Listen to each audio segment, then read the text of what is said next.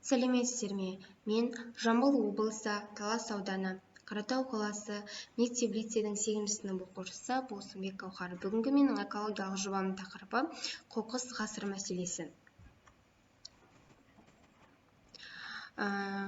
Мен болашақта өзімнің ірі кәсіпорындарымды салғым келеді. Ондай кәсіпорындарды салу үшін маған ең қажет нәрсе қаржы болып табылады. Алайда менің бұл кәсіпорындар салуға деген көзқарасым өте ерекше. Өйткені осындай өндіріс кәсіпорындар салу арқылы мен қоқыстарды жан-жақты өңдегім келеді.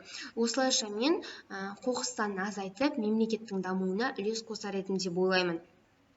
Бұл мәселе менің ауылым үшін де өте өзекті болып отыр. Мен үйлердің айналасындағы аумақтардағы қоқыстардың ластанғанын көріп зерттедім. Әдетте полиэтилен, қағаздар, пластик бөтелкелер, шыны өте көп кездесіп жатыр. Алайда менің ойымша, бұндай қоқыстарды далаға тастаудың орнына өз пайдамызды жаратуға әрине болады. Менің экологиялық жобамның мақсаты табиғаттың тозуы экологиялық дағдарыс екенін түсіндіру, экологиялық тәрбие беру, өлкеміздің экологиялық жағдайын білу үшін ізденуге баулу, туған ел, туған жерге деген сүйіспеншілікті ояту. Ғылыми жобамның міндеттері қазіргі әлемде және өз ауылымда қоқыс проблемасын анықтау, оған сипаттама беру, ауыл аумағында қоқысты жою бойынша әзірленген бағдарламалар ұсыну, кәдеге оқушылармен сұхбат жүргізу, қоқыстарды екінші рет пайдаға асыру жөнінде және өздерінің көзқарастарын білу, шешім қабылдауға және оларды орындауда жауапкершілікті өз мойнына алуға қабілетті дербес бастамашыл тұлғаның қалыптасуына ықпал ету. Өз ауылының географиясы мен экологиясын зерттеуге қызығушылығын дамыту. Ғылыми жобам 3 кезеңнен тұрады. Зерттеу әдістері: зерттеуде салыстыру, сәйкестендіру, тұжырымдау, нақты материалдарды қорытындылау арқылы жасалады. Жұмыс 2 бөлімнен тұрады. Зерттеу объектісі қоқыс. Қазіргі таңда қоқыстардың күн санап артып келе жатқанын жақсы білеміз. Алысқа бармай-ақ өзіміздің Жамбыл жерін мысалға алатын болсақ, Жамбыл жерінде мал шаруашылығы жақсы дамыған. Егерде Жамбыл жерінде түрлі өндіріс кәсіпорындар болғанда, осыған байланысты біздің Жамбыл жері одан ары көркейе түседі. Мысалы, малдардың өнімдерін алып, түрлі өндірістерге қолдана отырып, түрлі жолмен өндіретін болса, экспорт жасап, біздің Жамбыл жерде дами түседі деген ойдамын. Экологияның ластануына бірден-бір себепкер жағдай 19 ғасырдың ширегіндегі Францияда орын алды. Қол күшімен қатар техника, машинада, фабрикалардың көптеп бой көтеру нәтижесінде ауасы, табиғат ластана бастады. Алайда оны халық, тұрғындар аса проблема деп қарамады. Өйткені олар жалпы экологияның не екенін, экология деген сөздің де не екенін ұғынбады.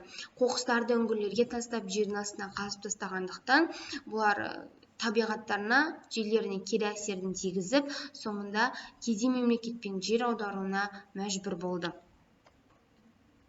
Статистикаға сүйенсек, бір жылда үлкен қаланың адамдары 500-550 килограммға дейін қоқыс тастайды екен, бір адам. Ал кіші қалаларда 150-200 килограммға дейін. Ал осы қоқыстың барлығын қайда кетіп жатыр, қалай жоғалып жатыр, бұл біздің денсаулығымызға әсер ете ме деген ойды қазіргі таңда адамдар ойлап отырған жоқ.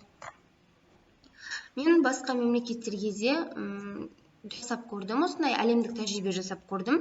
Өзіміздің көршілес Қытай, Ресей, Түркия, Жапония мемлекеттерінде осындай қоқыс мәселесін қалай шешіп отыр экологияны. Өзіміздің Ресейді алатын болсақ, көршілес мемлекет, ол жақта экологиялық жағдай өте төменгі дәрежеде болып жатыр. Өйткені тмд елдерінде экологияға аса мән беріліп отырған жоқ. Соның арқасында экологиялық жағдайлар күрт нашарлап жатыр. Түркияда өте дамыған мемлекет болғандықтан, оларда күн санап жерлері көркейе түсуде. Оның бірден-бір себебі олар өте тиімді нәрсе жасап отыр. Мысалы, әр қалада түрлі түсті пакеттерге бөліп қоқыстарды салу қажет тұрғындар. Ал егерде бұлай салынбайтын болса, қоқыстарды осылай салмайтын болса, тұрғындарға арнайы айыппұл салынатын болады. Мысалы, көк пакетке қағаздарды, жасыл пакетке полиэтиленді осылай бөліп салу арқылы олар өздеріне де пайда және қоқыстардан да жерлерін тазартып, мемлекеттерін жақсарта түседі. Қоқыс түрлері мен олардың түбегейлі шіру уақыттарына кесте сызамын деп айтқан болатынмын. Иә, жануарлардың тезегі 10 күнге дейін тұрады, ал тамақ қалдықтары 10 күннен 1 айға дейін, жазғы күндері 1-2 аптаға дейін қалып қалады. Қағаз сүлгілері 2-3 аптада, банан қабығы 3-4 аптада, қағаз пакет 1 аптада, бұтақ жапырақтары 1 айдан 1 маусымға дейін, газет қағазы 1 айдан 1 маусымға дейін, алма қабығы 2 айда, апельсин қабығы 6 айда, картон қорабы 1 жылға дейін, ал жіп 1-1,5 жылда, қалыңдығына байланысты болады әрине.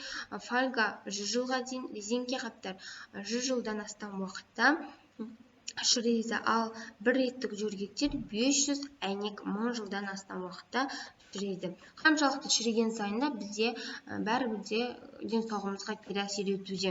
Мен осындай бағана айтып кеттім, қалдықтарды көргендіктен оларды кәдеге жарату жолдарын іздеп қарастырып көрдім. Мектептен де, үйден де біз түрлі қалдықтарды қоқысқа тастаудамыз. Мен солардан түрлі бұйымдар жасадым. Мектеп қалдықтарынан, үй қалдықтарынан осындай әсем бұйымдарды жасау арқылы мен қоқыс санын азайта аламын деп ойлаймын. Әр адам осылай қалдықтардан өздеріне ұнайтын нәрсені жасап, бұйымдар жасай бастаса, бір жағынан мемлекетке де қоқыстың азаюына да және өздеріне пайда табуға да болатын еді. Алайда қазіргі таңда адамдардың экологиялық сана сезімінің әсерінен біздің табиғатымыз ластануда. Қорытынды. Мен бұл жұмысты теориялық тұрғыдан, осы жұмыс мені қатты байытты десем де болады. Менің ойымша, жоба елді мекен әкімшілігіне өте қызықты болады. Өйткені взгляд тарапынан да азайтылады. Әдетте проблемалар өте пайдалы.